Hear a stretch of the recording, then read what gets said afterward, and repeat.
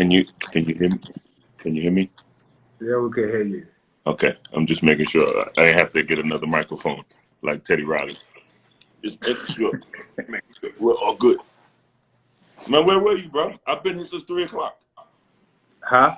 I've been here since 3 o'clock. See, what had happened was, You see how men gets on me when I'm 30 seconds late because I was doing something. He wasn't even here. Started my own live talking to people, and then you made me lock it off to come talk to you. today I'm coming with positive vibes, no disagreements or anything. I come in peace today. I realized that somebody got to have peace in this life. So I've decided I'll be the peacemaker. I'll be the one who's calm. That's cool. You be Teddy, I'll be Babyface. Wait, what? I'm gonna be real calm, man. No, I don't know what was funnier. I don't know what was better: the anticipation of the whole event, or the fact that he was blaming Babyface's iPhone headphones for the whole problem. My man had 8 people, 3 microphones. I think he had a flat screen TV, and an excessive amount of ignorance going on in there. And he tried to blame my man in the studio by himself. Man, I guess I shouldn't say the funniest part, but my man that was dancing in the background. Yo, my man was getting it. He was like, I was like, yo, is he hearing the music differently than we are? Because he's really enjoying it right now. No, but I guess the sound was good where they're at. But you gotta have somebody just watching out, man. Just letting you know your phone gotta be on at all time. Yeah, man. But the thing is, he had 400,000 people there. No, but I'm saying it's hard to follow. Like everyone could just comment anything. I'm saying he should have had someone. Just their only job was just to check on the microphone and the voice. That's it. So, did you see the video where they showed the whole scene? Man, he had a whole movie set up in there, dog. Yeah. For live. Nah, he can't. This is excessive. This is much. But what we got today, fam? What's the word? Obviously, part 2 from continuation about what we were talking about. Basically, just Africa in general. The importance. Let's talk about the importance of not African basketball, but Africa in general. Investing in Africa, the growth of Africa. Now that it's 2020, and through our live, we spoke about just the changes in terms of. Hold on one second. I'm sorry to interrupt. I just saw something someone said. Are you sitting on a throne? What? Are you sitting on a throne? No, it's a chair. All right, I'm just making sure. I have one in my room, though. I don't know if I should have shared that information.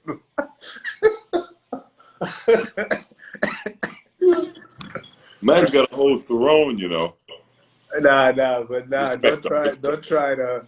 Nah, but hey, look, let's focus, man. Yeah, this is obviously the Africa one is obviously near and dear to our heart, and probably definitely a big episode. So definitely want to make sure we touch on some major points and carry on from what we were doing last week. So where exactly were we again? My memory's escaping me. I think I pulled up a question that talked about involvement of women, girls, not just in basketball, but just the future of Africa. I think we spoke a little bit about it. I remember just saying, my beliefs in terms of what we're doing with basketball to get more girls involved. That was one. And then we spoke about, I always believe that more boarding schools would really help a lot, and moving to high school from, graduating at 18 to 20. I really believe that that will help a lot. But I mean, Lou, with that point though, so you say moving it to 18 to 20 would help out a lot. What about just providing more opportunities post high school so that they don't have to worry about See, some of those factors. okay. See, here's my thing with Africa. All right. So we always chase the system of the Western world. We try to Mm-hmm. do it that way, and we're always behind. Why I say high school moves to 20 is because if you enter high school at 14, right, the only reason you're leaving high school at 18 is to go to college. Right. But in Africa, that would mean we would have to um, you're putting your daughter or your son into a boarding school for 4 years, and then you got to think again of moving them to another school. Then you got to think again of moving them to a college, but then you got to have a college and high school within that area, right? Which we Mm-hmm. are in most areas we are years and years away. So what I say is you just build within that boarding school a part of it where it's 2 years, where it's almost, you could call it grad school or grad high Mm-hmm. school, where you Or add like two, sixth form in London. or sixth form, where you add 2 more years, where you're still in high school, you're still in the same room, the same boarding school, but you're being taught different classes. And the reason for that is because I fear that in a lot of places in Africa right now, if your daughter goes for 4 years only in high school, she comes back for the summer and she's talking about going to college. Some parents, they're not okay with that because they've been waiting for too long. How long is this education? What does she need to do at home and stuff like that? And for the boys, the family's struggling. We need you to work. When you go to boarding school, it's almost like protecting the kids. You're protecting them, from being forced into something that they can't refuse or they can't say no to. And why you're doing that is they get used to and accustomed to the same system, the same teachers that you trust, the same friends growing up that are Mm-hmm. motivating each other.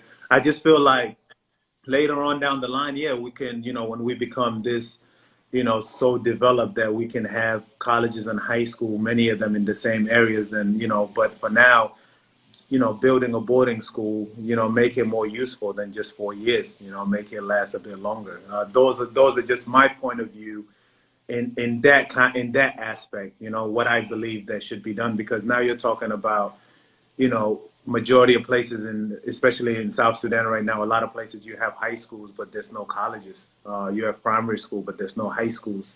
Mm-hmm. It's almost like you got to have one school system for now in order for all the kids to be able to go there. But now, what can you do after? If you just label it 4 years of high school, what happens afterward? What happens? So that's where my input is coming in. Right. I think I'm seeing some good questions. Everybody who has questions, please click the little question mark right next to the comment box so that Lou can get these questions and we can put them up there to answer. We definitely want to get through some of your questions today too, because there's definitely some great questions pertaining to the continent. And yeah, I mean, I definitely think you make a great point by providing. I mean, it sounds like you want to. Not only is it an educational piece, but you're trying to prevent the the happenings of their lives and what's going on. Like what's going to be the inevitable if they work on a farm. Like what's the young girl from South Sudan who if correct me if I'm wrong, in South Sudanese culture or some cultures, your uncle gets to decide what the daughter gets to do and who she marries and what happens in the village. And this young girl, she was like 6, 7, right? Yeah, yeah. No, we had a situation where it became very popular where a young girl was married early, and because of her, basically her gifts in terms of her height and her physical appearances, she was married for a lot of cows or a lot of dowry, you would say. Hmm. And what happened was, her younger sister, very young, she's also, very tall and very gifted, and the family was being asked, for her hand in marriage by a lot of, different tribes and different members that wanted to have her. Um, the father reached out to our organization and he felt that she would be best protected if we took her in and we, brought her to the program and, potentially she could get a scholarship. She then came to our program. We protected her where she was playing. And this is when she went to the NBA Academy in Senegal Hmm. to have a tryout. And they loved that. And a lot of schools want her. Now there's been a little bit of, back and forth between the family and us and, other people who are trying to take advantage of the situation. But what you're saying is right. It's there is, and it still happens, and not just in South Sudan, in a lot of places in Africa, and amongst a lot of tribes where girls are getting married at an early age with no say. Preventing early marriages is key. Is something that we have to talk about. And I always say this, and some people don't like it, especially the elders, but it's the truth. As much as I love our culture, and I'm speaking about African culture in general, Period. especially, Yeah. the cultures that I'm familiar with. I love our culture, but there's a lot of things that have to change. And a lot of times we try to ignore it or brush it on the side, but it's things that we have to talk about. First of all, the world has changed. When you talk about going back years and years and years, I could tell you that back with my grandfather, when there was no jobs and there was no money, men's worked in the field and they bought food back home and they went to hunt. There's a large number of, large ratio between male and female. And there was no jobs, there's no nothing, there's no education for females. A lot of families felt that, they were sending their daughter for a better life and a better situation. And they were put into situation they weren't happy with. Now there's opportunities and things have changed, and coaches have to change with that. It doesn't make sense when culture, and in Africa we're okay with bringing electricity and electricity and fridge and all that to the village where you can microwave your food and put your food in the fridge, but you don't want to change certain things within the culture. You want to change what fits you, but years and years ago, you were saying electricity wasn't for us. Now we use it. So we can't pick and choose. There's things that we have to discuss. So, definitely that's the topics that, are very, very hard for certain families to bring up. And to, we're having a hard time in our community with the South Sudanese diaspora, because there's a what's the word I should say? There's a lack of Misconception. yeah, and there's a lack of understanding between parents that came, later on in their life, and kids that were born or came at a young age to this side of the world. And how do you find the balance in there? I think that's where not only you and I, when I say we, I mean we as a generation. We as a generation come in, and it's on us to change that cycle. Like, obviously, our parents and the people who came before us have had a certain way about doing things, had a certain issue that they followed. But now on us, now when it comes to us, we have to change those cycles. Same way we're trying to change how you invest in Africa, how you protect Africa. You have to change the traditions and everything that goes on. Otherwise, we're going to keep being behind. If you're going to just keep cherry picking the things you want to pick in regards to, like you said, electricity, how whatever other stuff that can benefit you, but then you don't change the things that are keeping us behind the eight ball in society, then what's the point? Like, what's going on? But that's where it falls on. That's where it falls on us to not only broaden the elders' horizons. They may be stuck in their ways, but we're going to be the future of Africa. We're the future of Africa. We have the ability to change all of that, and that's where it comes in. We have to take on ownership in that regard. I definitely agree. But, it goes back to what we spoke about so many times, and it's it's so hard to change the mindset of individuals. It's very tough to change the mindset of Yeah. the older generation. And I always say, it's Africa. Africa has been put in a situation where there's so many things to untangle, that it takes so much effort in order to do it, that it would never be done unless we come together. And there's certain things that we look at that cannot be done, but they can be. For example, we have 54 countries, right? If you just think of Africa, if you think of just our people, if we were never colonized, right? There is no way, and I always tell people, there's no way it will be 54 countries. We're only 54 countries out of interest. It wasn't 54 countries because of what's best for Africa or what was best for the people of Africa. You can't have other continents where you have people look alike, basically. You know, we all look alike. We have the same culture. We have the same tradition, right? Mm-hmm. You come in and you separate, and we all have different language, and we're having a harder time to communicate. You know what I mean? Like, it's just there's so many things that, and I'm not talking about, okay, it should be all one country. It is one continent, you know, but there should be a freedom of roaming around. If we are to be, you know, there should be a freedom of trade between African countries. You know, Mm-hmm. there's so many things that we can fix within ourselves. But now we're going to a point that slowly is changing, but we're going into East Africa, West Africa, Central Africa. We keep dividing it up instead of just thinking, okay, now with all this technology we have, if you have a good relationship between South Sudan and Ghana, if you have things that, you know, Ghana can do in South Sudan and South Sudan can do in Ghana, right? Even if the location wise, if let's say it's best to farm in South Sudan because there's a lot of land and the land is fertile, you know, but it benefits Ghana and it would be going to the, why not do it? Mm-hmm. You know, we're so held up in all these rules that's holding us back. But, you know, we're a continent where there's certain resources in certain parts that will benefit other parts. But working together, Ghana might have a lot of things that we don't have that Right. we need. Not only is Ghana going to benefit, but we're going to benefit too. So why not build that just because it's East and West?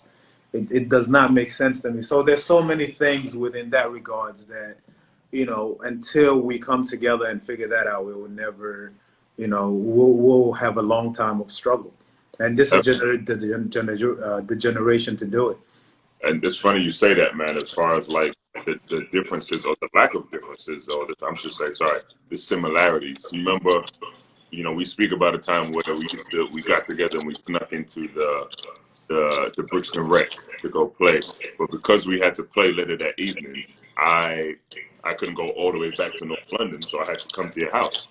And for some reason, I'm like, oh, bro, I've never eaten any other like African cuisine other than Ghanaian. And so I'm like, man, what's gonna happen when I go there? I don't know what's. I'm gonna be staying there all day. And I remember falling asleep in the living room, and then a couple hours later, you come back and you text me, hey, we gotta go soon.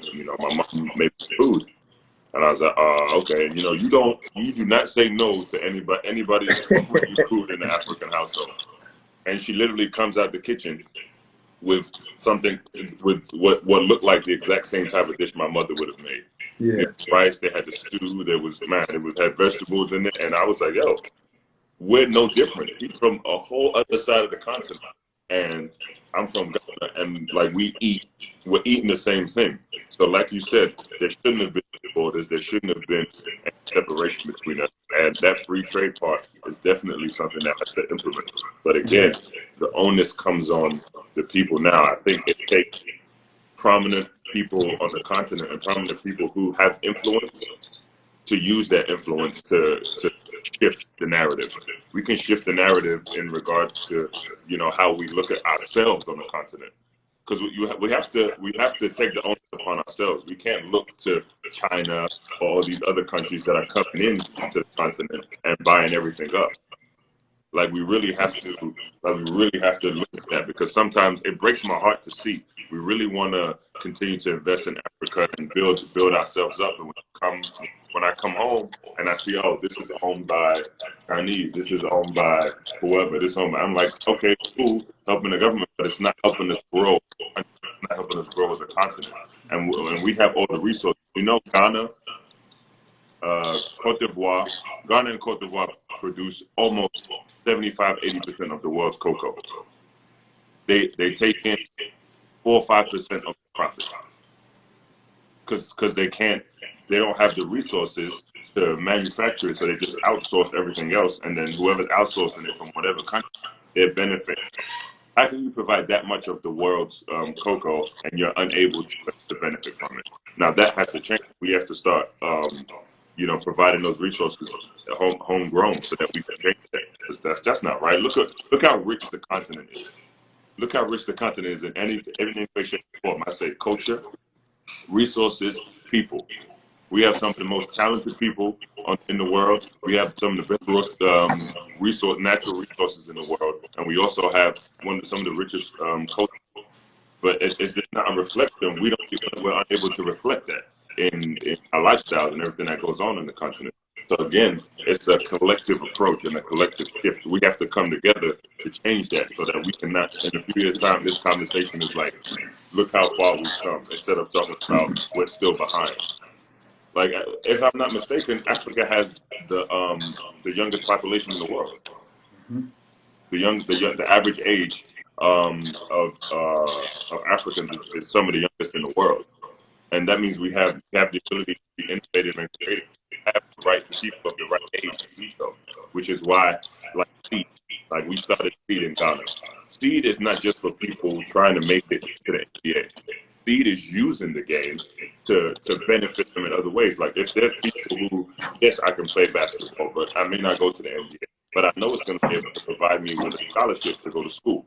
If I'm able to, thank you, 18 on average. If I'm able to go to school using the game of basketball, then I can pivot that mindset, that outlier mindset, and go towards marketing, go towards technology, go towards finance, or whatever. So that's the opportunities that basketball can provide, which is what we're trying to do with Seed. So we have to continue to build on that. And I love the fact that we're having this conversation, because now we really have to continue to work together. And I think it takes, like what we're doing now. We're just having a conversation, but we're doing it together. You know what I'm saying? No, definitely. I think we also have to talk about the fact that let's not ignore that our leaders' hands are tied. And what I mean by that is, it's no longer a secret of what, is going on in the Western world and how, African leaders have been used or hands have been tied in order to not move freely. But with saying that at the same time, I think African leaders, the majority of them, got to do a better job in terms of engaging the youth and the diaspora and doing things that let the youth and the diaspora understand that they are for them, they are for the people. It takes, in order to become a president for the people, to have, for your people to have your back, they got to understand 100% that you have their back. They should talk about it. African leaders should come together as one voice and talk about what's going on. Let the diaspora understand and stand behind them for what the rest of the world is doing. It might be scary and it might be hard to do, but if you are really for the people, it will move needles. The diaspora is no longer, communicating just with their family at home. With this world today, I'm able to communicate with you right now in DC, and people are listening to us, from all over the world. So, for me, it's time that we stop just talking about it, but there has to be leaders that are willing to bring us together. We're never going to move forward. And this is not just, I say this because I'm referring to Africa, but I'm saying this with just Black people in general. There are so many things that we influence and we come together when it's time to, have fun and entertain. But people don't understand how powerful we are for this world and how many things that move the way where we move. So for me, let's start those conversations. Let's speak about it. It doesn't necessarily has to always be a serious conversation, but information can be passed in so many different ways, and that's my thing with that. So with that being said, I think that, there's a lot of questions. I don't know, do you want me to jump into some of these questions now or just go into next topic? Because, there's so many things to cover when it comes to speaking about Africa that it doesn't necessarily have to be just sports, Hey, it's probably, I deserve this. I deserve what I'm about to say. Benny said, do you have a phone next to you or something? Another phone. I'm not trying to be funny. She's saying there's feedback. But I think it's on mine. Hold on, let me get my headphones. This is what I get for laughing. This is what I get for laughing at Teddy Riley. This is what I get for laughing at Teddy Riley. But I'm saying there's a noise or what? No, people are like, Benny said that there's some sort of feedback or something going on. It's probably me, and I don't know why. But this is what I get for laughing at Teddy Riley. 1 second. All right. Let me look at some of these questions anyway while Pops is. Oh, that was quick. Yeah, splendid. Let me get a good question. Yo, some of these questions I could barely. Maybe I need glasses. It's still going on. Look how close he is. Look how close he is to the screen. All right, hold on. This is a good question. Can you see that one? What are your thoughts on having these schools across Africa to enable them to have a league like from early on? I can't see the rest of it though. Whether Hold on, I gotta read the whole of it. What are your thoughts on having these schools across Africa to enable them to have a league like from earlier on, whether in basketball? Yeah, I think she's saying that having these schools, similar schools from across Africa, not just basketball, but I love this question because pops, it kind of connects to what we're trying to do. So yeah, talk that's a little powerful. bit, and we'll answer this question. It's a great question. Talk a little bit about your Seed Academy in Ghana because it's more than just basketball. So tell us a little bit about it because me and you talked a lot about this. Yeah, it's like I said, it's bigger than basketball. It's bigger than just an academy.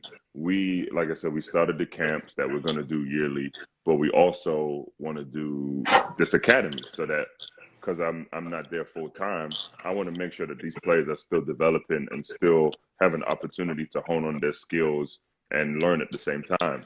But that's us trying to put a foundation in place so that one day we not only have consistent yearly camps, we have an academy um, that's going to be providing talent for the younger generation, but also we want to put a system in place, an ecosystem in place, so that there's a structure and an infrastructure in regards to, building this talent and developing as the years go on. Uh, and so we want to build an arena. We want to build facilities. There's not one indoor basketball facility in all of Ghana, which is crazy to me. Now, one indoor basketball facility, and again, like I said, I take on the responsibility to try and change that because that's when you go to we do a camp and the camp was supposed to be for 80 kids and 400 show up, and it's just one part of Ghana. Remember, we went to four different parts of Ghana when you and I went. We only did Accra, and it was supposed to be for 80 kids, 80 to 100 kids. 400 showed up. That was with 3 or 4 days of me posting it on my Instagram. Imagine if we invested in marketing and time and and the resources to really put it out there and went all across the country. So that shows that not only is there interest, there's there's no resources. We really have to continue to buy it. We had 2 courts in the camp that I did, but there was a hole in the middle of one of the baskets, and I was like, this is all we had though. So moving forward, we wanted to make sure that we not only build the courts, we have to build an indoor facility. Our indoor facility is a must, Yeah. and moving forward, we have to build an arena. So and it doesn't and to make sure that everybody understands it, it's not just for basketball. The arena it's multi-purpose, and not only will it bring concerts, basketball events, any other type of events, but think about everything that's going to be built around it. There's going to be real estate. There's going to be there's tech. There's so much other stuff that you can have around it in regards to providing jobs for others. That's what basketball is able to do, and that's what we're trying to build. Because I want to change that. Yeah, there's talent, but it's just going to be talent. It's just going to be talent if we're not able to do anything with it. So we have to provide something so that we can allow them to cultivate that talent. Yeah. No, that's dope, man. I know someone asked a little bit. So we did something very similar to that. In in 20, I think in 2013, 2014, we opened up a Manu Ball Court, which is dedicated to Manu, the late Hmm. Manu Ball. And we started off just doing basketball clinics. My brother moved back to South Sudan to hold those clinics. He's passionate about teaching the young kids, not just basketball, but also discipline and everything. Moved from the UK, moved everything, went to South Sudan. He started coaching there. We realized there was so many kids that were coming not only to play basketball, but to get away just from the everyday grind. Hmm. So we started, doing different age group. This is boys and girls. We went on from becoming just a basketball academy into providing food, and some of these kids providing shelters. And from there, we went on into actually paying for school tuition.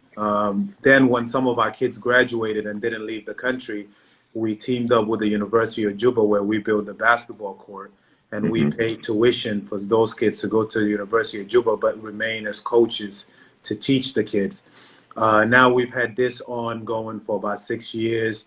We've had a number of kids who got scholarship and came to the U.S. to play basketball, including Cho Marial, who's now playing in Maryland and is projected to be top, draft pick. And this is a kid that at 14 years old was just walking in the streets of Juba, and luckily, we found him and started playing. So there's stories within that. But to tell you the craziest stat, and I told you this before, we started a Deng top 50 USA camp, just like in the UK. We started doing one here in the UK, 50 best kids from all over the world, South Sudanese kids. In the last 3 years, we've had 112 kids from the top 50. 112 kids from all the campers are all going to college. 112 kids are all going to college, right? And about 67% or 72%, I think, something around that range, are all Division I basketball scholarship players.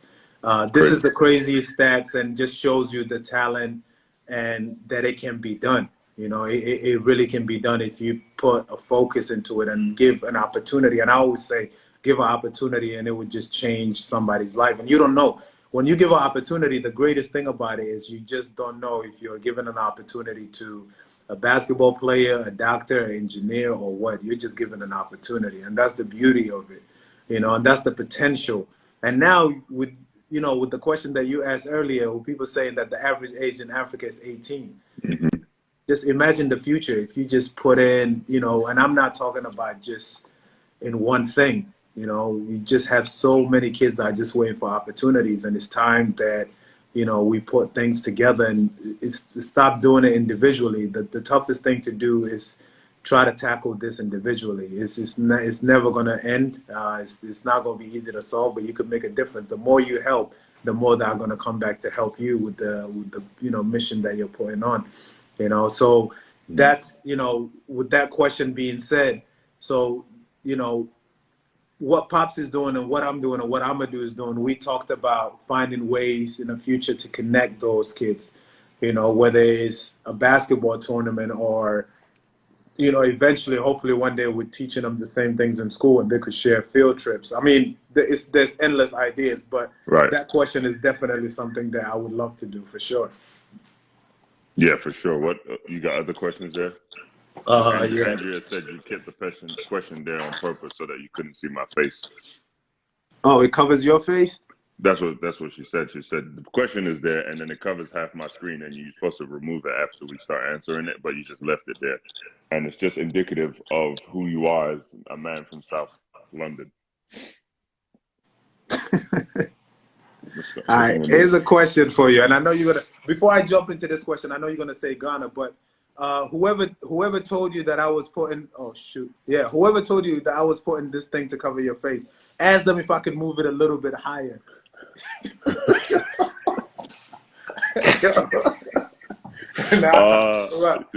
gonna take the question off. I'll keep it here for a little bit, but okay. The question is, I know your answer already, but it shouldn't be your answer. So tell us your joking answer and your real answer.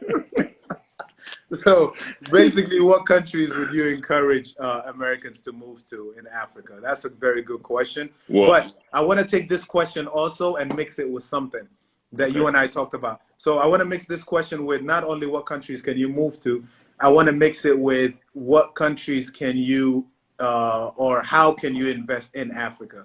What are the ways for you to get involved in Africa? So I'm making it a two-part question, but it is a great question. What countries would you encourage people to move to? But how can people get involved or invest in Africa, people that are not in Africa? That's a great question. And obviously, people are going to think I'm biased. What's up, George and Bose? But you are biased. No. Listen, there's no time for being biased. If I'm being honest, though, Ghana has been deemed one of the most peaceful countries in the whole of the continent. But I think they should. American. They should go to a country that speaks English. Ghana.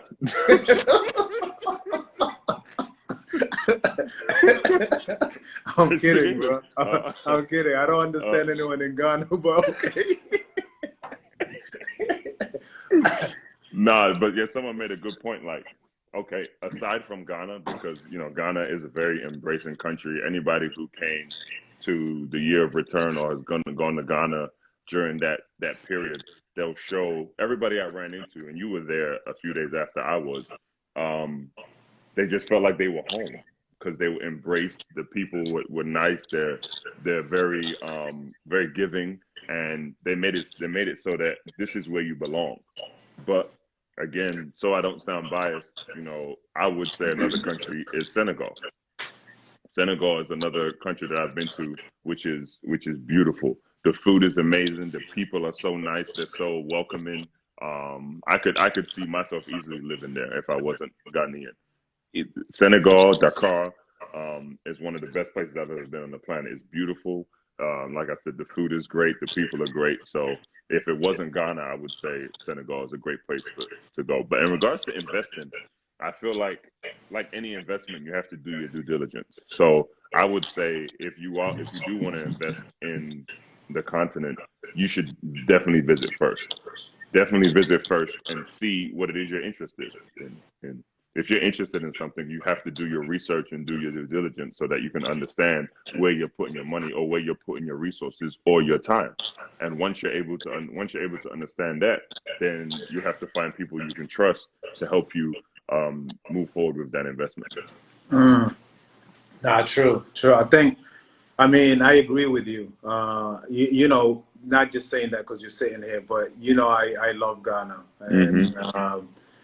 not only did you give me a nickname or whatever, but you've always, said I was Ghanaian. But I think, for me, I would say there is 54 countries and everyone has different interests. Hmm. And some people can look into saying that I want to move into Africa, but I want to move into somewhere that's very developed and very close to where I live.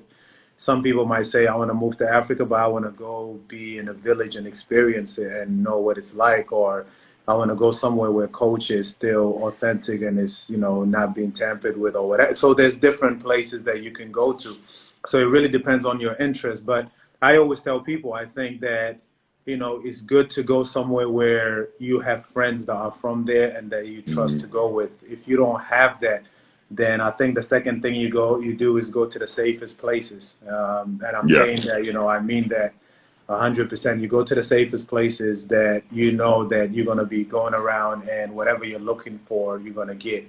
Um, with that being said, I think that you could look at countries with, and I'm not trying to put any leaders down. I'm just saying it straight up.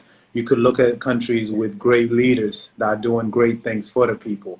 Then Hmm. this is another topic that we could sit here and point out which country has good leaders and which countries doesn't. Right. But that's very easy to find. What countries are moving forward? What countries are actually providing opportunities for people to come in from the diaspora to come back home and make a difference?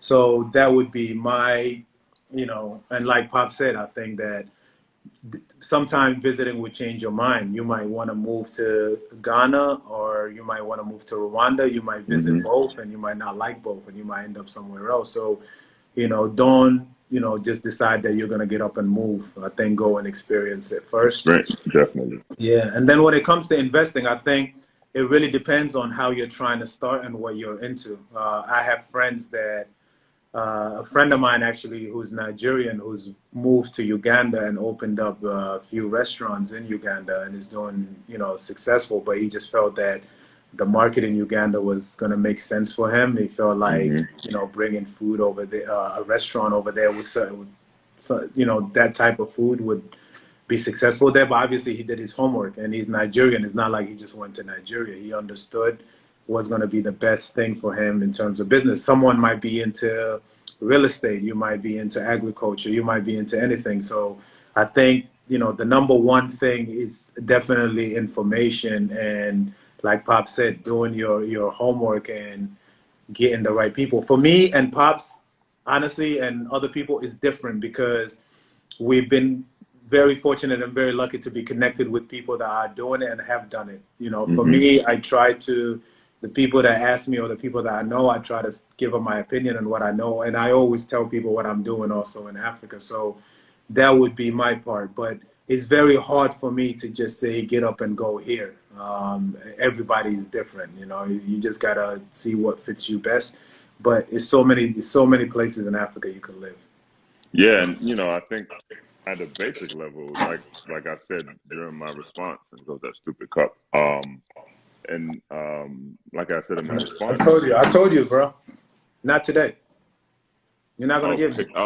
he's MLK today. He's going with positive vibes only. It's No, okay. I feel grown. I feel a lot older. I'm maturing correctly. Those little fights, those little back and forth things, I'm done, fam. No more. The only thing I do think You're only dumb because your team is. I'm not going to say their word, but that's anyway. all right. No, it's all right, pops. No argument. The only thing I do think is that Tottenham is. That's the only thing that's. See, there you No, go. I didn't say it, but it's positivity out the window. Nah, man, it's different now, man. It's different, you know. Man's getting. What happened to you over the weekend that all of a sudden you're supposed to be this like changed man? I was running and I pulled my calf muscle, and I realized I was 35 because I was just jogging, man.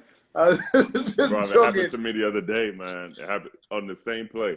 I told you I still try to play, and I think I played like 4 days and 4 and 7 days.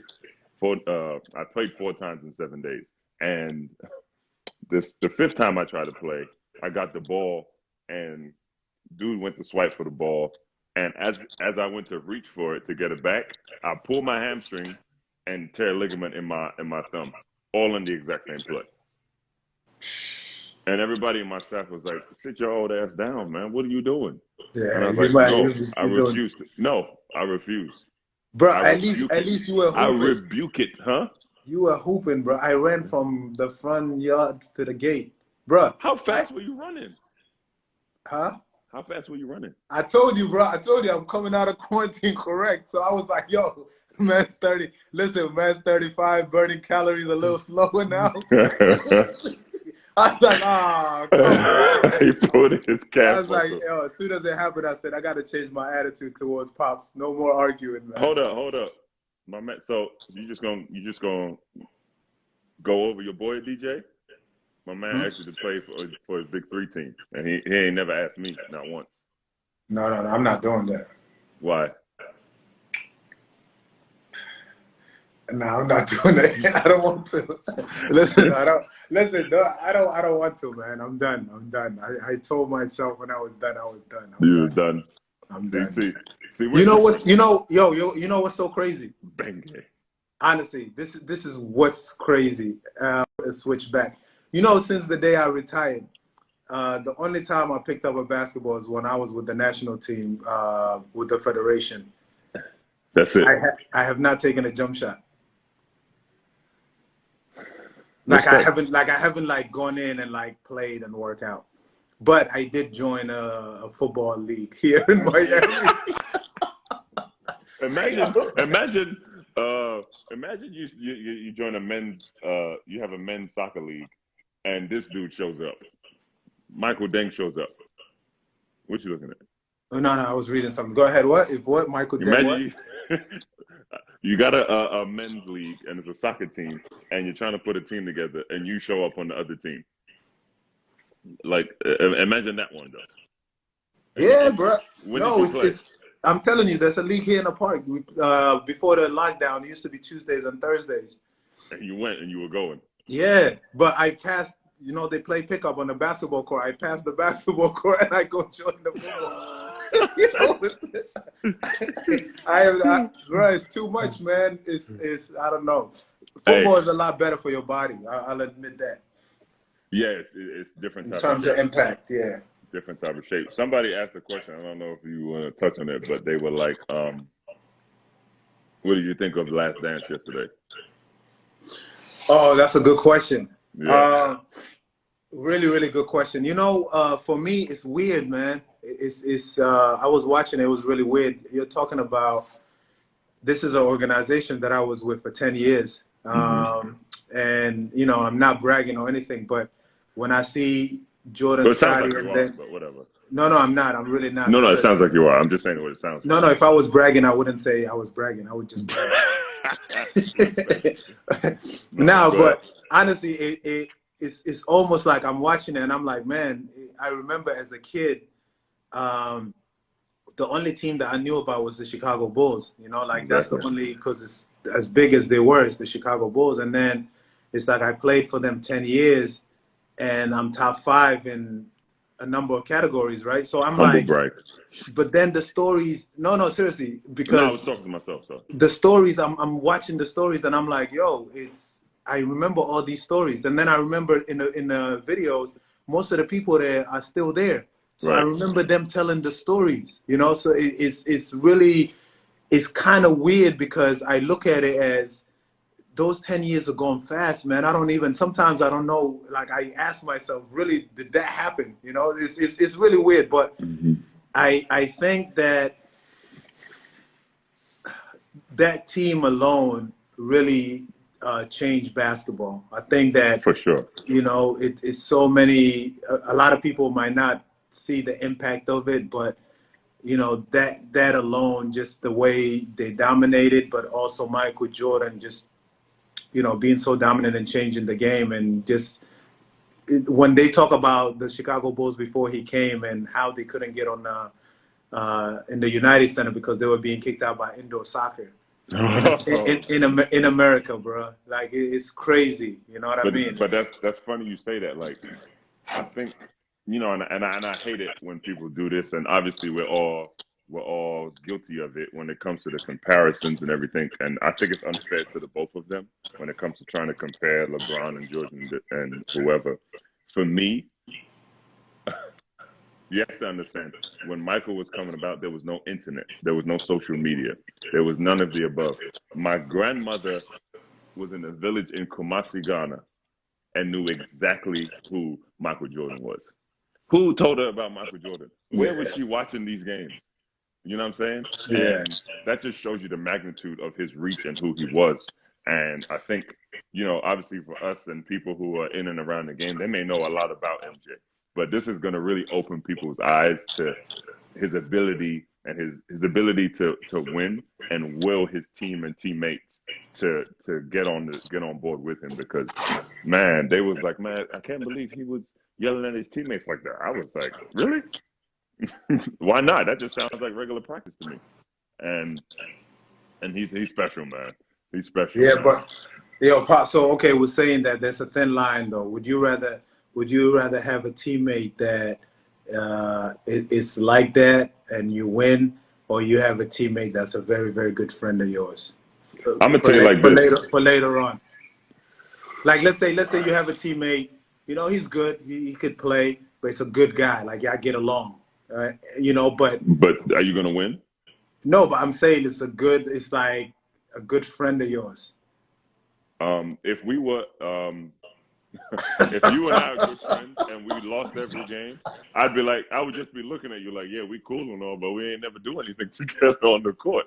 I think if you ask all of Michael Jordan's teammates, their first claim to fame when they talk to people is, oh, I was a part of the Bulls in the '90s.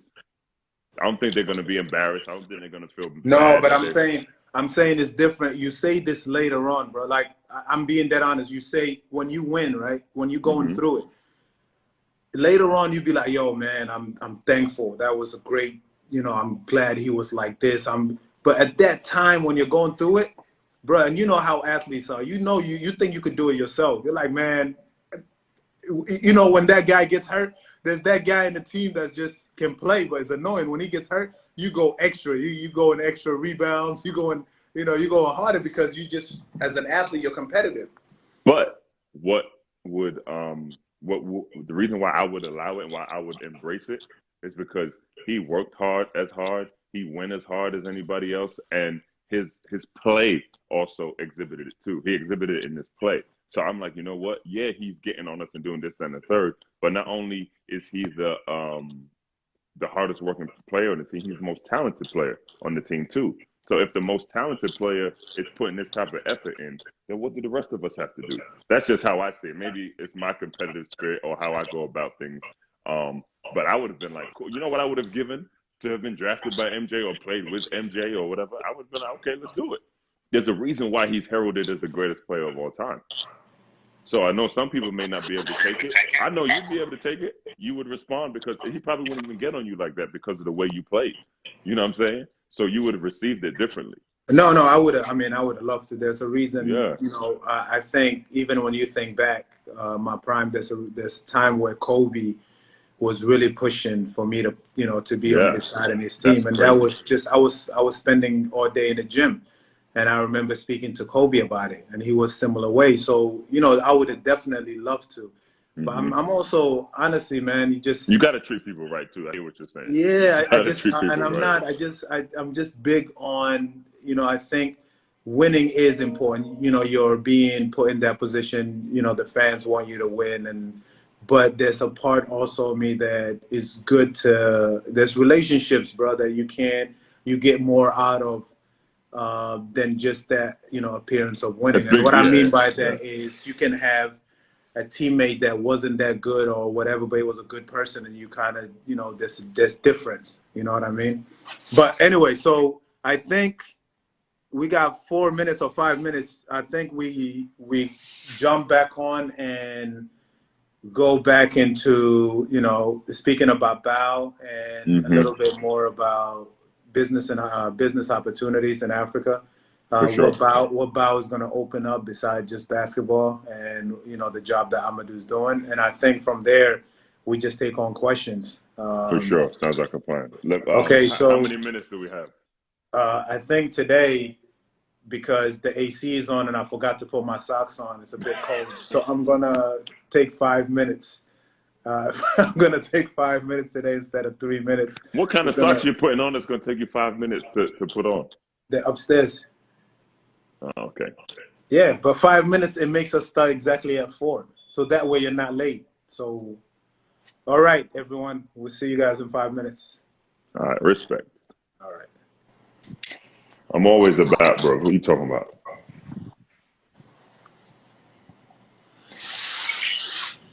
I'm not going to ask. Ask what? What's up? Did you put your socks on? The 5 minutes it took you to put your socks on. Yeah, I did. You know, I realized, you know, my socks, they both have an L on it. Yeah, for loser. Hey, you know, I'm that friend that's gonna make you come to my level, FYI, okay? You remember what Michelle Obama said? When they go low, we go high? No, not this brother.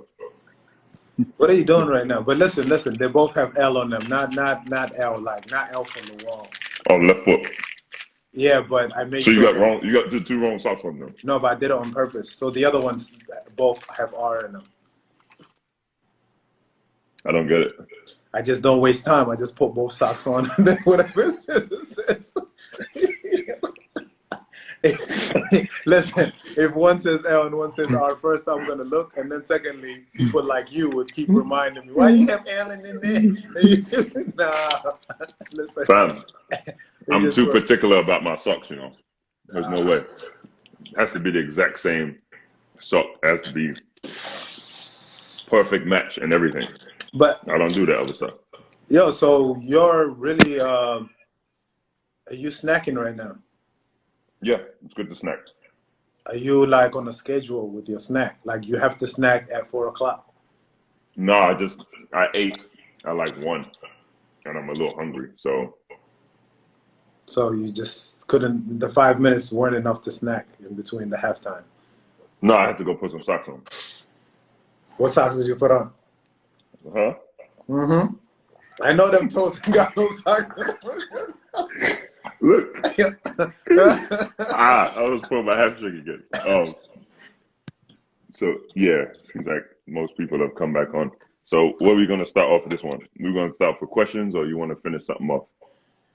Let me see. I have, you know, let me just see if I have some good questions. No disrespect to anyone who sent a question, but. Anybody? Oh, listen, I got a good question. What Afrobeat songs are you listening to right now? You know I'm the king of Afrobeats. Yeah, I've got to put an album together, bro. But Fireboy is on fire right now. I'm always been a Burner fan, so Big time. Always Burner. Of course, majority of people now know about Burner. I've been telling people about Burner for a long Yeah. time. The only man from South London I rate. The only man from South London I rate. That's it. That's it. I mean, you cool, but I rate him. I rate. Bro, you got a lot of friends from South London now. I'm really listening and tuning I in. just watched Last Dance yesterday. So you don't rate them. I'm not here for friends. Me and MJ, we're not here for friends, bro. That's it. So what's that got to do? So you just eliminated South London just because of South London, but most of your friends are from South London. Not most of my friends. I know a lot of people from South London. No, most of the people that I see you interacting with closely are from South London. Is it? Yeah. Yeah. Sometimes you have to keep some people close to you. Yo. So look. This is, I think it meant Bao. Where do you see Bao going long term, and do you think it's long overdue? This is a good question to get into, Bao. So for those that don't know, Basketball Africa League. So basically, Basketball Africa League is a league in Africa that is pushed by the NBA or backed by the NBA, and it's 12. Correct me if I'm wrong. It's 12 teams so far. What's so funny? I'm laughing at Mike. Mike, South London is like it's like South Philly. No, it's like New Orleans. I'm not gonna throw anybody's city under the bus. South London is just different, bro. It's just different. You know what you mean with like New Orleans? I mean, no, I took that back. I took that back. No, I said I take it back. I took it back. It was an accident. No, I didn't even mean it like that, bro. Don't try to back out now. You know what South London is? South London is Brooklyn, bruv. That's what South London is. Brixton is Brooklyn. That's what it is. And where's Tottenham? Tottenham is the Bronx, then. Is that what you're saying? That's fine. I'm okay with that. Hey, Mike, it used to be hood. It used to be. And now let me tell you how hood Brixton was. I remember my brother and sister can attest to this. We go to South London because we had some family there for Christmas, and we had all of our gifts in the trunk. And I remember my brother runs outside and he just starts whistling. And I was like, why is this dude whistling at 10 o'clock at night? He's whistling to get our attention. We come outside. These South London men broke in our car during Christmas and stole all the gifts. That's they should. See? Stole all of our gifts. I remember like it was yesterday. We had a red Vauxhall Cavalier that it fit 7 of us in there. It was not street legal at all, but we was in that car. Huh? Did they hurt anyone? No, they would have gotten hurt if we had been outside. No, definitely. That's what would have happened. No, they're too smart. But did they hurt anyone? That's not smart, huh? Yeah, because they wouldn't do it while you're there. But yeah, that's fake. But they didn't hurt anyone. Hmm? I'm happy for them, man. I hope they had a good Christmas, man. All the gifts. I hope whoever they stole it for, man. Did you have some stuff for the kids and stuff like that? Everything. I don't know why all our gifts were in there, but our gifts was in the bag and they stole it. Yo, I probably know them kids in Brixton who got the gifts. So they move different. They move different. But we were looking for them though. I was looking for them, bro. My Christmas gifts, and I know I had a toy and I had a transformer in there. I know my mom and dad and Father Christmas got me a toy, got me a transformer in there for sure. For sure. Yo, so let's let's talk about Bao. I just want people to know that it's really important that there's a league in Africa for many reasons. Yeah. I think that let's not just look at it as basketball, but again, it's a way of opening doors to a lot of other things. I could name a number of things, whether it's entertainment, whether it's building facilities that not only the teams are going to benefit from, but others, having youth programs that come up within that program, athletes in Africa getting an opportunity that cannot go abroad to represent, for African teams, or say even African players who want to return back home. to have a team in their hometown or even not too far from, you know, where they grew up, it's really important. So there's so many benefits within having a league in Africa, and also talk about creating jobs. Yeah. It's another opportunity, and also broadcasting and everything. I think, you know, things like passing out information with this kind of pandemic, if anything happens in the future, if we're a stronger league, we are capable of giving out more information and passing more information. So there's a lot of benefits from it, you know. And also, I think there will be business opportunities because the way the league will be set up is, you know, being in one city from Thursday to Sunday, which goes back to the person who was asking the question earlier, what are some of the best places to move to?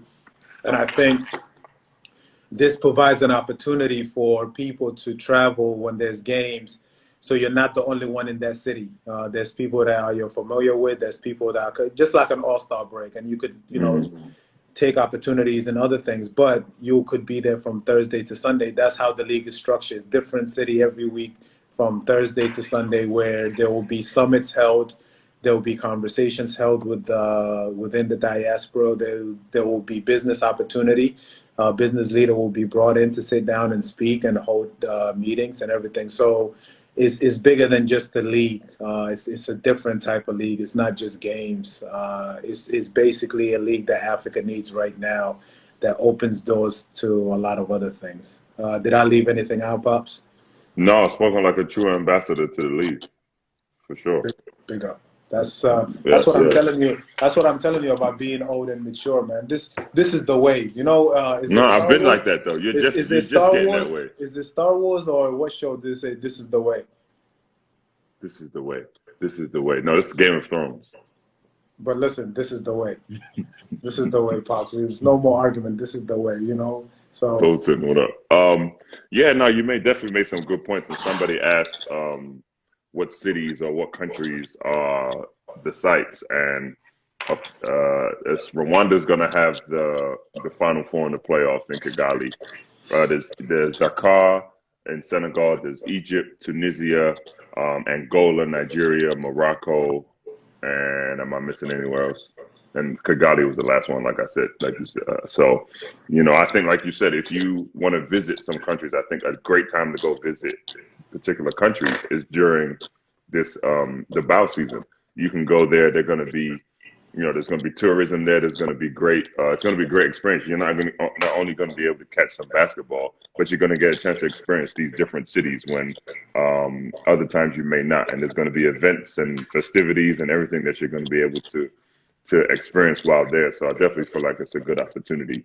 And in regards to where the league will be, I think the sky's the limit. It's definitely long overdue. It's definitely something that, had you asked us 10 years ago if there was a league in Africa, what we would have said, we probably would have laughed because, we just didn't think it was going to happen or be possible. Now, hats off to, guys like Amadou who put this in place. And, it's like I said, as soon as I heard that the announcement of the league, the first thing I wanted to do was own a team. Because yeah. it's a dream. It's a dream of mine. Like I feel like this generation is ambitious, and that's the first thing that sprung to mind was ownership, and providing a team in Ghana and providing the resources for everybody, to build up to. So here is an opportunity. This is how you start a business or something. So the BAL requires an arena to be, I think, 10,000 or 15,000 or more. So that puts pressure on the country and the government and the owners or sponsors to come up with an arena which benefits everyone, right? So here's an opportunity for all the investors out there that are interested, whether you're in Ghana or outside of Ghana. If you're interested in being involved with BAL and building a team with Pops, reach out to Pops and put your investment together and build an arena. You have a team coming from the Square ambassador. I'm business. sure Amadou would appreciate that. And Yes, that's how yes, you yes. start. So there's an opportunity to invest into something. So that I think, and I'm just saying an arena, but that could be anything. I'm just Right. giving an example, but it's a way it should be done. It could be, a restaurant, a hotel, whatever. But that's really, honestly, I think it's the way forward for the diaspora. I think there's got to be more encouragement of coming together in order to build back home. I think the opportunities are there. It's just leadership. It's lack of leadership. So, we're building and investing a lot over here because we feel that it's safe and it's less pressure, I would say. So I think going forward, I think there's a lot of people making money in Africa, and the reason they're doing it is because they're taking the risk. And Like yes, any investment, it's a risk. yeah, there's You got to be definitely. willing to take a risk. And I think speaking of Amadou, I guess I'm going live with him tomorrow to talk about all things Bao. So any of your questions, you can join the live tomorrow because we're going to be talking with the president of the Basketball Africa League, and I think it's What definitely time? What time is your live? um, Benny. Oh wow. Okay, listen. No, she sent me the No, no. time, but I think it says 7 p.m., but I think it's 7 p.m. When I got off to go get my socks, I just looked at my phone quickly and I saw that you were on live. Were you on at that time? No, I wasn't on live. What are you So it talking was. about? Oh, it was an earlier thing, or were you really on? I I was on think. before you came. I didn't know what was No, no, going in a on. halftime, that 5 minutes. You did a No, quick no, 5 minute live in no. your. I did a live before you came, and when you were late, so I figured I had to give the people what they want, and so I was like, you know what? Let me just sign in. Let So me just you, sign in. so you did a live, like real I quick. just started it. I thought you was going to join me. That's all I did. Nah, nah. Let me. You see what we do I in North told you. I London? I told you. took It's initiative. no. I No, no. took Yeah, yeah. No, initiative. I'm just asking a question. There's no more animosity or any. All right. Man is growing. So now, but tomorrow, please tune in with Pops and Amadou, and he'll 2 give us. p.m. 2 p.m. U.S. Eastern time, 7 p.m. UK time. Okay. Thank you, Benny. Benny is always on point. Benny stay She's the ready. one that organized it. She better know. Damn. See, this is what I mean, man. Yo, you might have to now watch The Last Dance. Hey, Cole. Yo, the way this If is it worked for going. Michael, it's good. Me and Listen, Mike both got cut from my the so way this is, we the way both this got is. cut. We both got cut from my varsity teams our sophomore year. So when that happened, I knew I was destined. I didn't know I was destined. I don't know what I was destined for, but I was destined. So now you're picking up on Michael's attitude because you're watching The Last Dance. No, I've been watching Come Fly with Me since it came out, man. Yo, come That's fly with me. Oh my what God. I used to watch before every high school game, man. Wow. Right before I put it on that JV uniform, I'd watch Come Fly with Me. Yo, I swear it brings back memories. Shout out to Flo. Flo was the first guy to give me a VCR tape of Grand Hill that I just watched everywhere I went. Really, That was how I got into Flo basketball. was like 45 though, right? Flo was already freaking benching 300 at the age of 15. I remember, true story. I remember when Flo took me to the gym to work out. Oh no, I I'm never never lifted. doing that. I'm never doing that again. Yeah, I'm I never never working out lifted with weights. Flo again. I never lifted weights in my life. It was me and Eric, and Flo was teaching us how to lift. I'll never forget, bro. Yo, Yeah. man is unnecessarily strong, and I thought I was strong, and then we go to work out, and he's over here doing exercise. I was like, I don't think we're supposed to be able to do that. You So know, you is know that someone, Beeman? What up, Beeman? someone said Flo looked like Brian McKnight. My bad, Flo. Brian Yo, last night, more I like love Brian you. last night. What you talking about, Brian McKnight? What part of Brian McKnight does he look like? Yo, Oh my oh God. man, man, Nah, man, but yeah. So tomorrow 2 Eastern. Someone said Theo, but anyway, tomorrow 2 p.m. Pops and Amadou. yeah, I like this one because Amadou has so many things to share in terms of. And please, when you do it with him, Pops, just you know how Amadou is. Amadou doesn't like to talk about the right, process as much. He might talk about Bao, but I want him to tell just how the godfather of this, but for just sure. how he's been pulling everyone towards the continent way before people were Oh man. even interested. Oh He yeah, left. I'm gonna put him on. I'm gonna Yeah, make sure to because he's a very selfless person. Doesn't like to speak about himself. Not a lot of people know that he's the type of guy who's been behind the scenes for years, facilitating everything NBA Africa, everything Africa pertaining to basketball. he's pretty much been, like you said, the godfather of it. And, you know, I think it's, you know, time that he got his just due. And, you know, obviously with him now being the president of the Basketball Africa League and him being one of the main people to spearhead it, or if not the main person, you know, you definitely have to, people have to come to terms and understand who this person is and what he's been doing all these years. No, definitely, And definitely. he's from Ghana, and he's from Ghana. He's from Ghana. No, he's from Ghana, whatever. You can just say from Ghana. Right. No, so I What's keep forgetting. No. Listen. I Listen. thought it was Listen. me. I ran a lot today, you know. I'm dehydrated. What's happening? What's Amadou's? Benny, does Amadou have what's his name? Have Instagram? He's Senegalese, bro. He's not half anything. He's Senegalese. Not half. No, I know he's Senegalese, but Senegalese and Ghanaians are pretty much one and the same. They say. Seriously, I'm not even being funny at this point.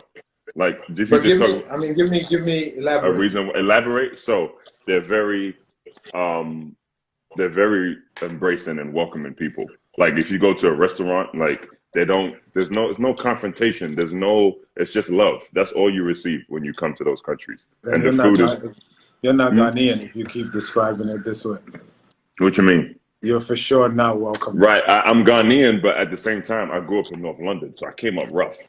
So basically, but I'm not a product of my environment. So basically, you're saying North London are not like Ghanaians. No, because North London is different. North London is not Ghanaian. I just grew up in Ghana. So Ghanaian are the nice people, but North London are not. Yeah, it's just different. So it's fair to say North London are not nice people. No, I never said that. I just said we came up rough. That's what you I just said. told you they stole our gifts from my parents' car with at Christmas, and you're trying to say people in North London are not good. Yeah, but you got to understand why they stole it. They didn't just steal it because they wanted to steal it. They actually stole it to give it to the kids. Okay. It's like Robin Hood type of. Respect. That's where people from Brixton. We're Robin Hood. I'm gonna tell you like this. You remember the story you remember the story I told you about what happened to me? Yeah, look. He said Stormzy's were always ready to fight, and he's in South London. So is it Ghanaians or is it South London? Is it North London? Like what is it? Stormzy's always ready to kick off, bro. Always ready to kick off. And mind you, on that point, why did he not play for GB? He's like 6'5". What's going on there? Huh? He was busy rapping, bro. You know Stormzy's from Thornton Heath. Thornton Heath is like Tottenham Heath. He's from Tottenham Heath. Thornton Heath, fam. Tottenham Heath. Thornton Heath. What's NBA? Yeah, you know Matthew's gonna jump in there like Thornton Heath, bro. Tottenham Heath. Thornton Heath. Oh man, I wish my brother was on there. He could tell. Hey, Pops, it stopped going off track, man. Okay. Yeah, so the Ghana and Senegal thing, I understand. Nah, that's really true. I know what you were trying to say, and I think it's a lot to do with the culture. The culture is very calm and very welcoming. That I agree with 100%. And that's why I love those two places and going there. But again, 2 p.m. Eastern tomorrow. Please tune in because Amadou is, it's a guy that we look up to, and I know, it's going to be a lot of good information on that, especially people that are asking a lot of questions about Bao. That would be good. Pops, anything you want to say, or you want to take questions? Do you have any questions? Someone asked, "What do we think Bao will start this year?" Like, again, it's bigger than basketball. It's bigger than you and I. We really have to think about the health, especially on the continent. So, I think they're just going to continue to follow the guidelines and be very cautious about the next step. So. It's I know the Final Four was supposed to be in May, so this is a great question for Amadou tomorrow. I'm not gonna try to answer the question for him whether it's gonna start this year or not, but that's our prayer, that's our hopes, and we will definitely be answering some of those questions tomorrow too. All right, this is a good question, Pops. I brought it up because, yeah. I got a good one for this. Do you wanna go? Yeah. I can go. I remember earlier this year during the UN during the UN summit in New York, the NBA brought together some heads of state from particular countries, some former NBA players, mostly of African descent, and pretty much spoke about the future of basketball in Africa and how the NBA is intending on investing more so in Africa and how the governments can help and vice versa. So, there was some very powerful and influential people there.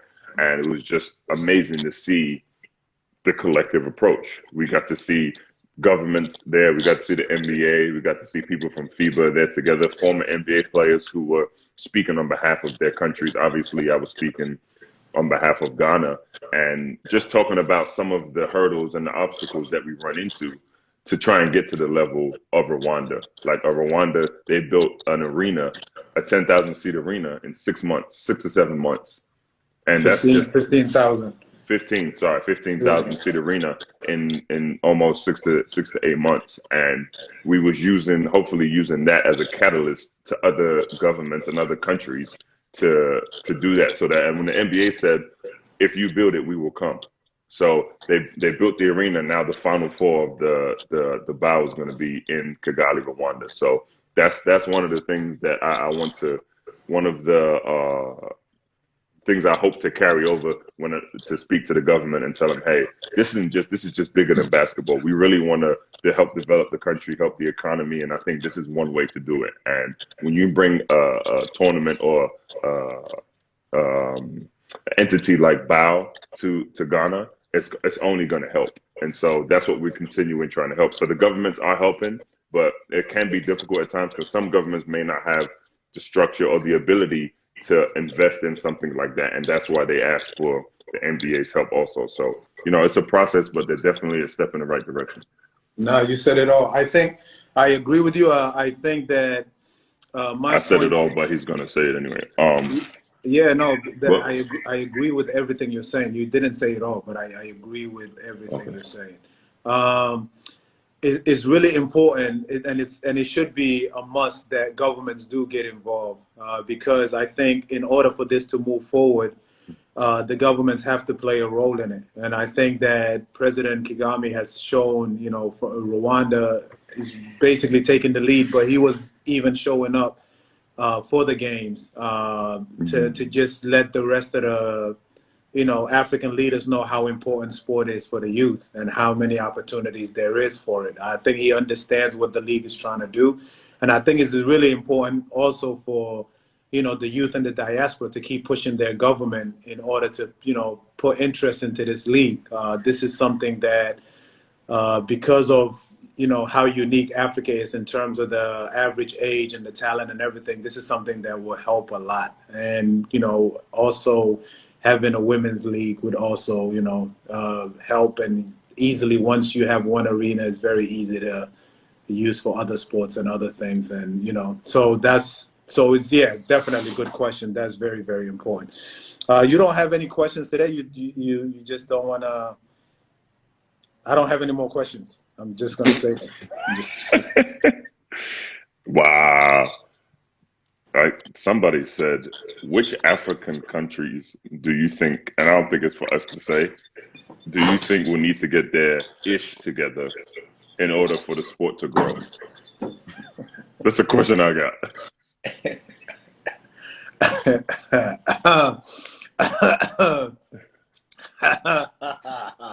Spicy.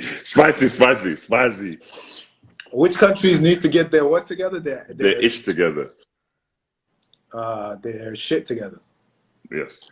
Yes, there's a lot of countries, but I'll start with saying my country because I'm South Sudanese, so I would start with saying that. I think it's on the onus is on the president of the federation, no?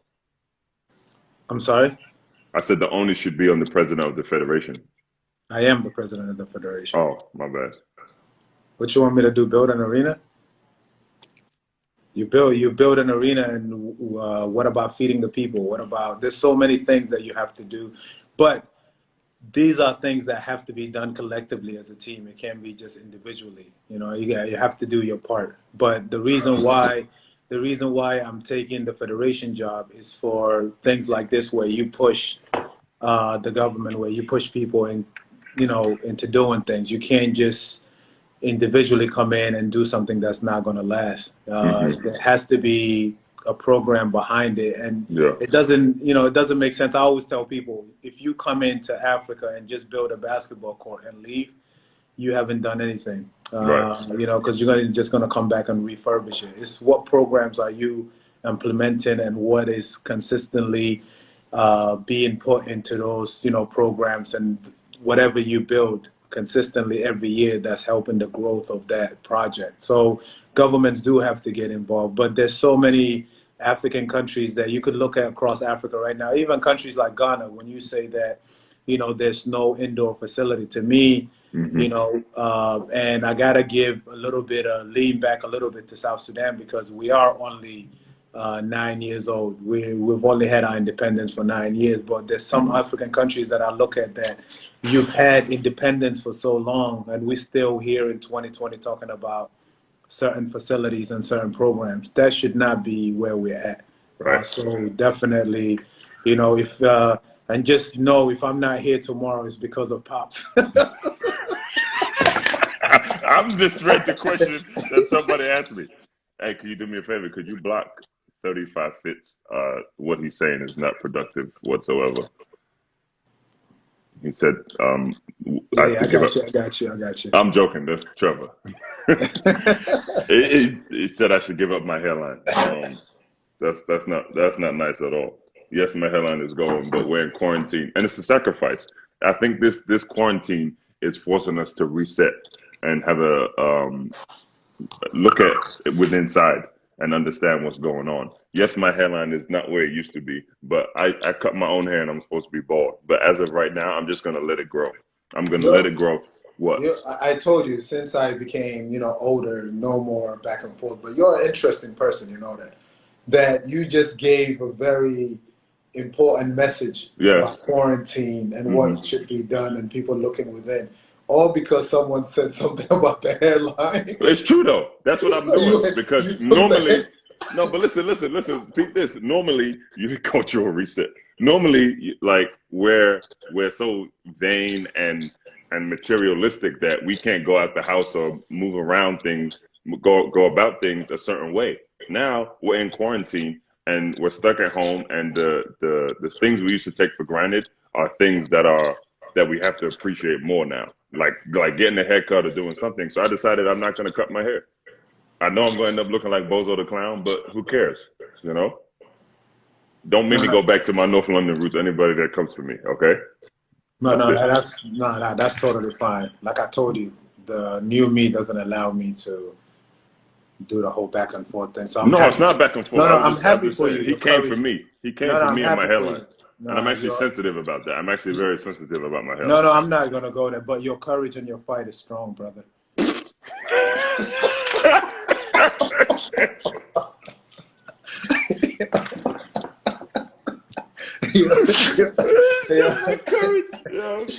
Oh man, that is different, bro. But but Pops, you don't have any questions? Arjan said who? No, we answered that question already. Wait, who? Cookie said. Cookie's in there asking questions. What did he say? He said something about who has the best drip. How these kids talk. Cookie, this is how you showed up here? Yeah, he said it. Who's got the best drip? Come on, man. We're not going. Come on, man. All right. What's a good question? I got more. I mean, I've got a couple more. All right, just fire up.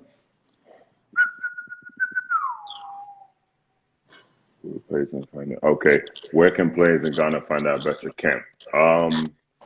If you go to Benny, can you put the what? No, because she's typing. I don't want to type while we're on the thing. Benny, can you put the Seed Ghana what's it called? The Seed Ghana screen name up, please, so that people can follow. Damn, what did I just do? I put it up myself because I don't know how to get rid of the screen. But yeah, you can get all the information, and Lou, you should do it. Hey, y'all gonna stop talking about my hairline, okay? before I come to every single one of your DMs, and it will be a misunderstanding. Oh, you're still going on over Pops, No, allow it, allow it. they're still Nah, coming for me. nah, don't worry about it, man. I told you the new me, man. Yo, I told you, man, you're very powerful, yo. You're a strong man. Leave it alone. Nah, but I think that's it, Pops. Unless, you know, Yeah, I there's think we're more good. questions you want to bring up. I think I know we gotta ask Denson, but what is our next episode? This is our 7th, by the way, right? This is 8. It's 7 part 2 though. Episode 7 part 2. So Yeah, it's the so we 8th gotta episode. get what's next? Is it the question part where we The just gonna? random stories and questions one. Yeah, so just for everyone, next episode, honestly, I know it's been 7 for whoever's been following. What we're gonna do is we just gonna sit and just answer questions and come up with questions that you guys ask. Anything? Yeah, no, there was one question. Cammy682, I think, actually said, "How do you stay?" I know you just said you pulled your calf. She said, "How do you stay in shape at this time Yeah, during the no, quarantine?" so no, honestly, I've been working out. I've been really staying focused on it. I told you I like setting goals. So when the lockdown happened, obviously I couldn't play in my little football league. So just been working out in the front, getting my workouts from my trainer and just sticking with it. But I always set a goal. So I don't know when this will end, but I have a certain goal that I want to make by May 15th. So when that time comes, if I'm not at my goal, hopefully I'll be close. So that's Right, really. right, right. I know, Um, Pops, you have this workouts you've been doing from day one, the military workout. You want to tell us a little bit about no, it's not military workout. It's some body weight. Don't tell no one, but I stole a couple 25-pound dumbbells from the arena. no, Nobody's South gonna London, use them. South London, Nobody's gonna use them. What you want me to do? South London. Yeah, they stole them from your car. No, no, I stole them. I'm gonna take them back because nobody has access to them. Nobody can use them.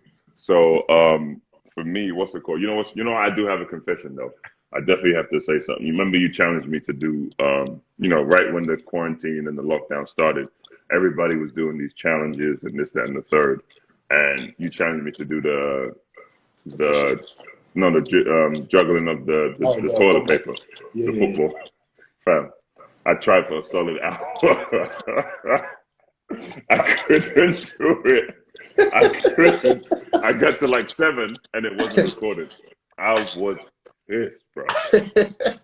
Man, I lied to you, not man. He challenged me to do this damn juggling challenge with the toilet paper, and I was like, man, this is easy, man. I could not do it at all. But Yo, you still didn't do my push up challenge either. So yeah, it's funny. It's funny you said that because Dennis, my boy Dennis, posted himself playing football yesterday in his story. uh-huh. I messaged him back. I said, "Listen, from now on, tell everyone you're a Tottenham fan." Because oh, listen, listen, it was bad, bro. It was like I was like, "Yo, you can't say you're an Arsenal fan showing this."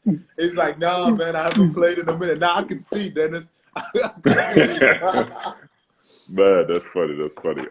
Yeah, so I think next episode is gonna be pretty cool, man. It's gonna be random crazy stories and questions. So, we always know you guys have questions that may not pertain to the topic that we're talking about that day. So we usually skip over them.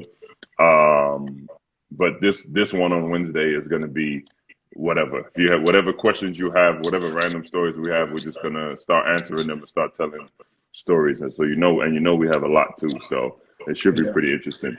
Yeah, and then my friend, she's always in here, do it, girl. She told me always Mm. let people know my T-shirt. So just to let you guys know, this is Thomas Sankara. Mm. Thomas Sankara is one of my favorite African leaders. So I always, not always, but I have a lot of Thomas Sankara stuff because I love Thomas Sankara. I read a lot about Thomas Sankara. So today, this is what I had on. All Hmm. right, so. Can I? Oh, mine says legends are born in Africa. This Mhm. is, and then the back. You see the back. It's That's got the. dope. That's a Hmm. dope T-shirt.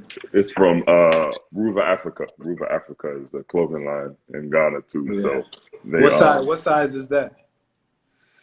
it's extra large. Extra large. So I okay, so you're being positive. So you're going with positivity now. Now you're being no, passive. You're trying to be passive. no, no, Just no. No, very positive, man. It's a nice T-shirt. It's a very nice Oh T-shirt. yeah, you know what? My little brother just so people. You see this right here? You see what this bracelet I have and this necklace?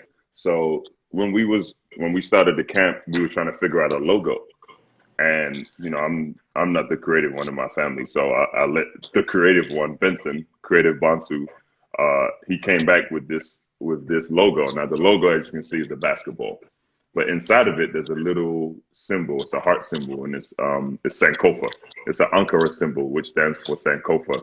And Sankofa means to give back, to go back and get.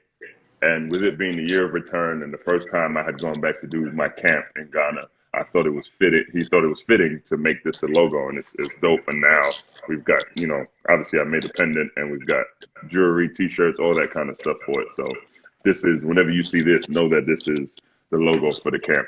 So it's going to be Dope. yeah, exactly. Dope. Hmm. All right. Yes, Well, yes, we'll yes. see. When is our next episode? Wednesday, on Wednesday, right? Wednesday, Wednesday.